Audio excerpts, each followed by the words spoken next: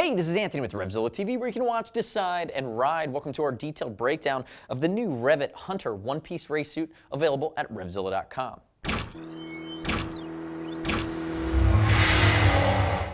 All in, the Hunter is the next generation from REV'IT. It's going to replace the Tarmac in the line. So it's going to be a big step up in functionality from something like the Bullet, but it's not quite as technical as the Stingray that we're seeing on Batista and Randy DePugnier, and we're seeing at that MotoGP level. The nice part about the Hunter and where it's positioned is you're stealing a lot of the R&D, a lot of the tech that comes out of the research you're doing with the crashed out suits and the performance at that pro level with REV'IT's MotoGP riders, and you're getting it here in a suit that's going to be north of $1,200, but isn't going to be in that $1,500 range. So the first big key change over the Tarmac is the amount of stretch panel. There's a lot of comfort built into the suit by way of introducing new Kevlar stretch panels, and you can see them down towards the abdomen. We also have elasticated stretch panels that start at the front, and as I spin Patrick around, you're going to see it move up towards the back. The other key change is the newer, repositioned, and low-profile dual compound shoulder sliders. So aluminum coated, seated within the honeycomb TPU base. So what that allows you to do is have that great slidability externally on that aluminum hard part,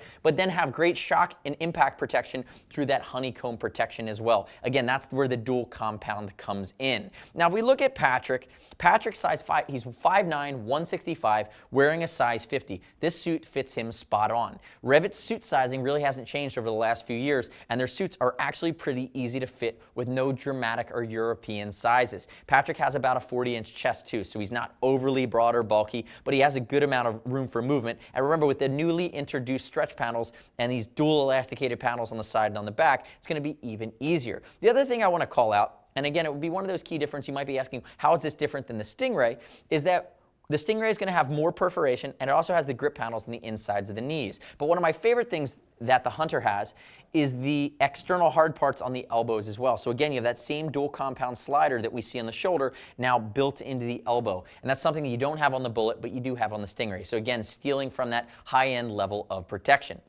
Now, keep in mind sizing. If you're not quite sure, we have a great size chart on the site. You can always give us a shout. Over $39, we ship for free, exchange for free, no restock fee if they need to send it back to us. So hopefully we take out some of the guesswork. And if you like our gear breakdowns, subscribe to us on YouTube, RevZilla TV, stay up to date with all the latest gear reviews we're constantly rolling out. Now, taking a step back from that, let's talk at a high level about the main construction of the suit. You're talking about premium Monaco cowhide, 1.3 average in its width. You're also going to have ProLife armor, shoulders, elbows, as well as knees and shins that goes all the way down, and that's going to be your GP style armor from REV'IT. It's a nice upgrade. We've talked about the perforation scheme, we've talked about a nice roll here at the collar that's going to keep you from chafing, and if we look down the front, notice the way that the comfort comes in, or notice the way that the stretch panels come in along the crotch and go down the inside of the legs. It's really built to allow for great flexibility, but again, a suit is made to keep you in the right position when you're in the riding position, and God forbid, in a get-off situation, to make sure all your limbs stay intact. Now turn the face away from me, Patrick.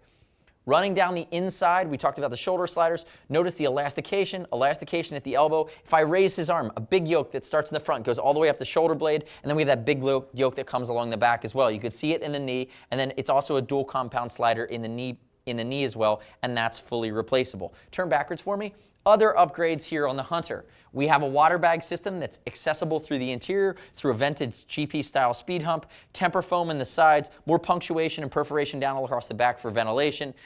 Big solid, hit the riding position for me. Big solid yoke to provide stretch in the back, double layer of leather at the seat, which is a very accident-prone area, and then notice you're going to have temper foam built in around your tailbone. Moving down along the backs of the legs, you start to see Powershell, Kevlar Powershell come into play along the backs of the knees, creating good stretch along the backside, and you can see where those zippers come into play are going to be down along the inside, really on a 45-degree angle on the backside of your calf. Come around to the front for me.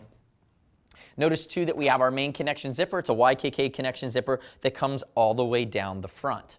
So now that we have the Hunter one-piece race suit off of Patrick, let's walk into some of the nuances. And there are a few of them that are harder to show while they're on the model. The first is that we talked about the hydration system, which is accessible through the back area, through the removable liner. And again, it's a fully removable, washable liner. And notice on the left side, you do have a loop that you would snake your liquid tube through from the hydrabag.